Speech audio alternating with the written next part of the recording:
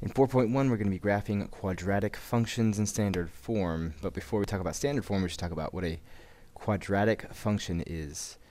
Let's talk about functions. Functions that we normally use, like 2 plus x, or maybe g of x is x squared plus 4x plus 2. Here's another.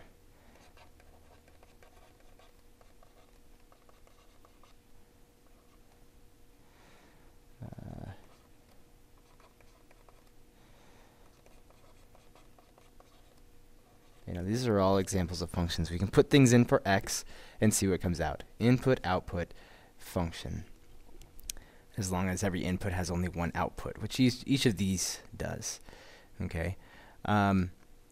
This one here would be considered a quadratic function because this guy right here, the number 2 being the highest exponent you see for any of these x's. This one's not because this is too high. This one's not because it's not high enough. This is the first power. This is the first power. So these ones, technically speaking, are not quadratics. But this one is. You see the highest power being 2, that's a quadratic. This quadratic's actually written in standard form, because standard form looks like this. Something times x squared plus something else times x plus something else. So there's an example of a quadratic. The first thing is a 1, the next is a 4, and that's a 2. So A here is 1, B is 4, C is 2. Another example would be 5x squared minus 2x plus 7. We could get x squared plus 5x, and nothing else here, so we could say plus 0.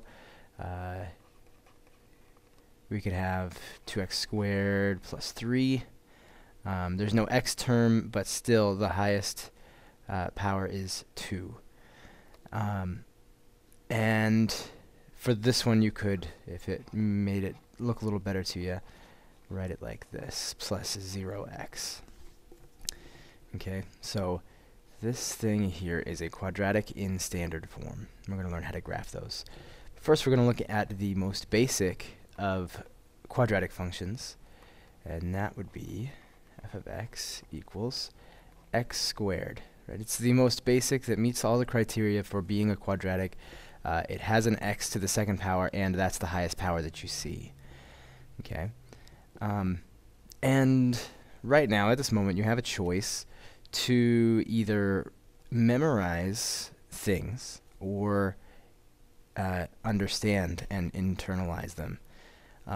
What you could memorize is that the graph of a quadratic will be a parabola, and you'll know that it looks something like that. Perhaps you already know that. But this is pretty useless after a while, I would submit.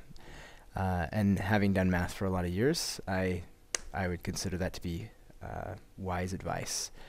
If you want to really get this and have it be easier in the long run, you should really understand why does it take this shape, right? Why, when we graph f of x equals x squared, does it from left to right go up, and then from right to left, if you go from this, this bottom point, it keeps going up. And why is it curved in this way? So let's take a look at the answers to those questions. The important thing that you remember is that this is a function. We're about to graph a function, and functions have inputs and outputs, and that's all a graph is. We're graphing inputs and outputs. So let's get some inputs and some outputs.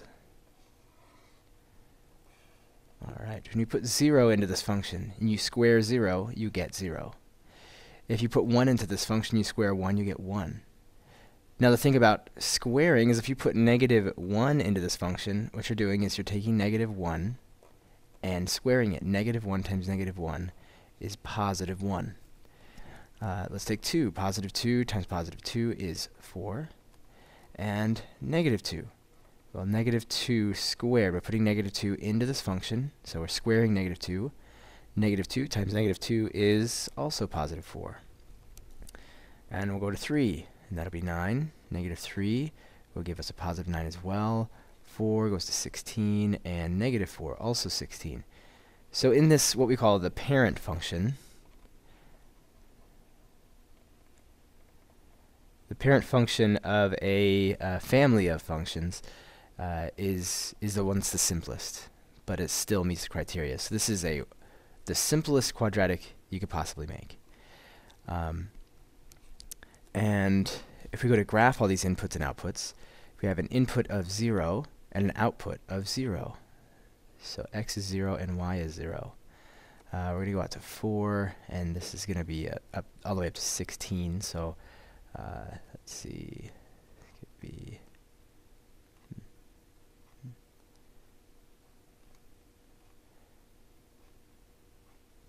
okay, so all these tick marks will be worth 2. So this is 2, 4, and so on. And these will be just worth 1. This will be 1, 2, 3, 4. And so we'll plot all these points. So, now we start to understand why it's going to be curved the way that it does. Why does it keep getting steeper and steeper and steeper? Why are both sides of it above the x-axis? Why doesn't anything go below it? These are the kind of things that it would be useful for us to know. So we have 1, 1, negative 1, 1. Put the negative x's here. Negative 1, 1, 2, 4, negative 2, 4, 3, 9, so 6, 8, this would be 9, and negative 3, 9,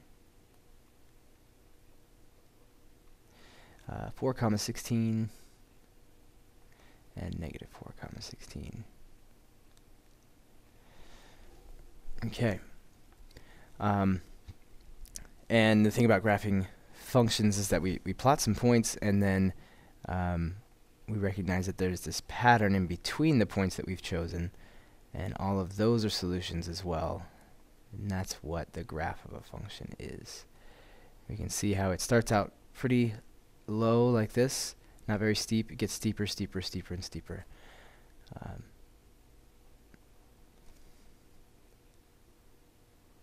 So, wow, that's bad. And not getting better. Okay, so there we have a parabola, and that's what we're going to get when we graph a quadratic function. And now we start to understand why, because we're going to be squaring a number, and when you square it, whether it's positive or negative, it comes out positive. Okay.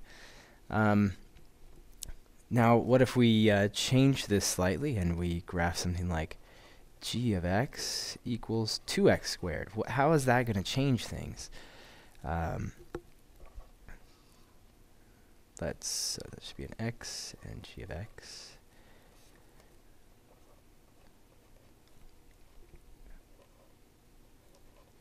Let's just go with those. So 0 goes in to here, and you square it.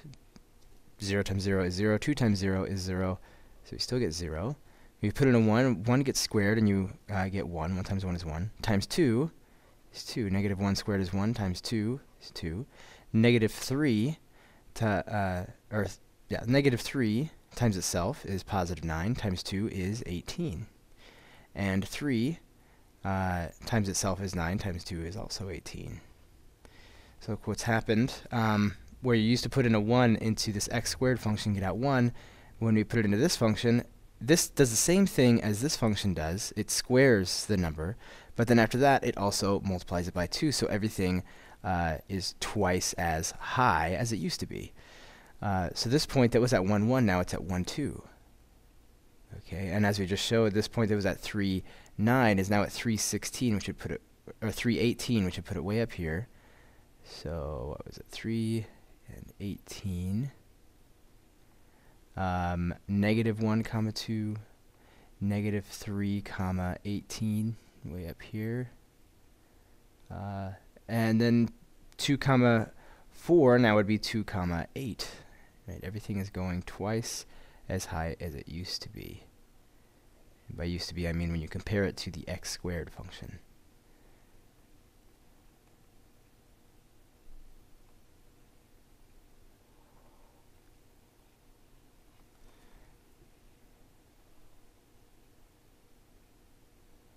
That should be nice and curved there at the bottom.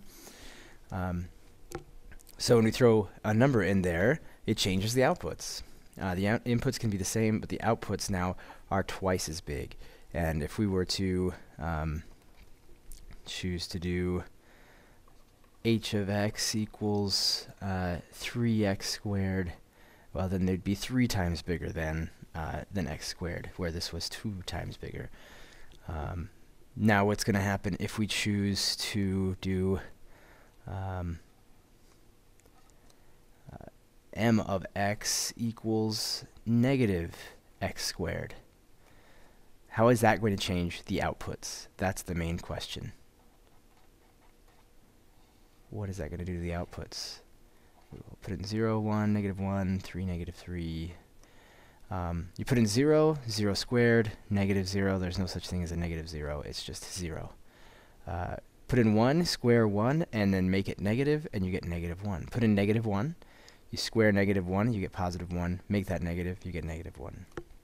Put in 3, square that, you get 9. Make it negative, you get negative 9.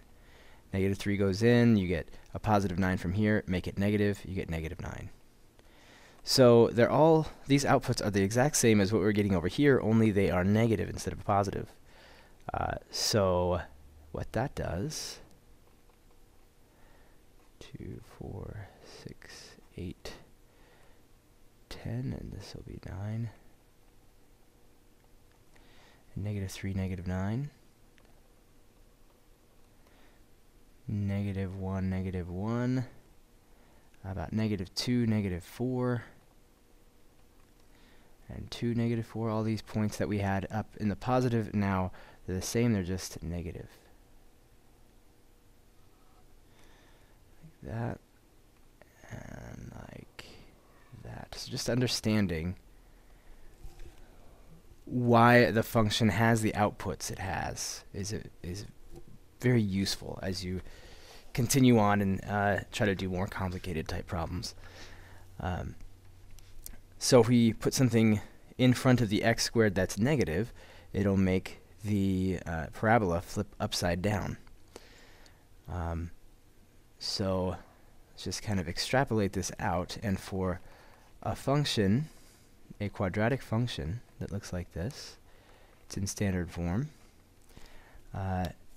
If a is bigger than 1, if it's positive, then we say it opens up. Right? It's shaped more like a cup that would hold something.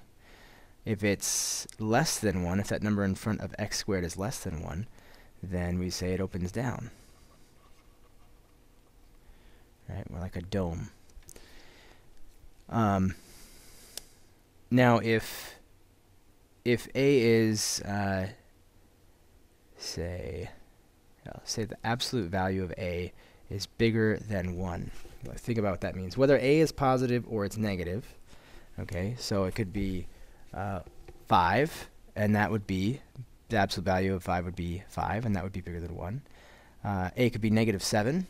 That would be then, the absolute value of negative 7 would be 7, and that would be bigger than 1. Whatever the case may be, if the absolute value of it is bigger than 1, if it's not a fraction, right, a small fraction that's less than 1, then it's going to be narrower than this function, y equals x squared. If the absolute value of a is less than 1, which means it'd basically be a fraction that's less than 1, then it will be wider than this guy here. Okay. Now there's a couple of things that are not obvious here, but we should learn them nonetheless. One thing that you'll notice that we'll notice just from the outputs is that there's this symmetry. If you split it down the middle, then the left and right side are exactly the same. They're just mirror images of each other. So that line that cuts it in half is called the line of symmetry.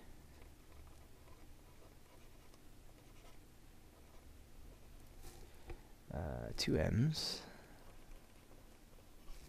And that line of symmetry is x equals negative b over 2a. Okay. So we take b, make it negative, put it over 2 times a, and we will find this. Remember that x equals a number is a vertical line. So that will give us the equation of the vertical line that cuts the parabola right in half, right down the middle like that.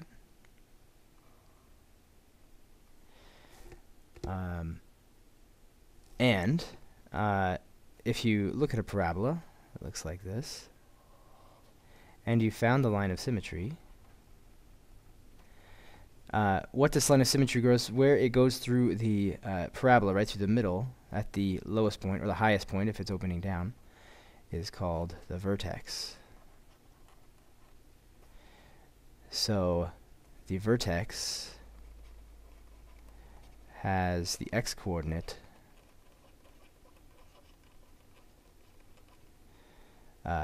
of the same as the line of symmetry, because it's right there. The line of symmetry goes right through it.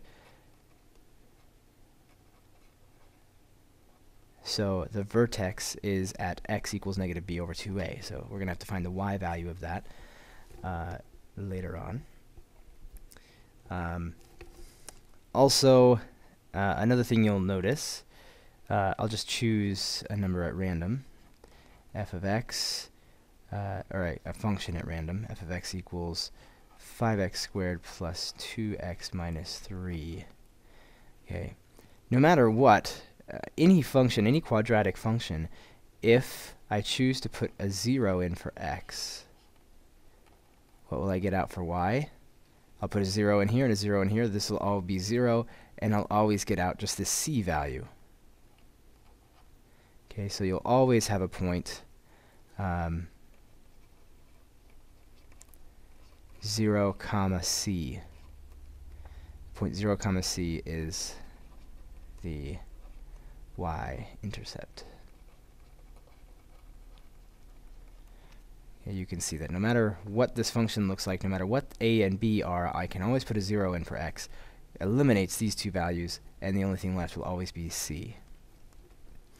Okay, and we're going to go using this, these basic pieces of information. We're going to use them to graph parabolas. That'll be in the sample problems video, so I'll see you there.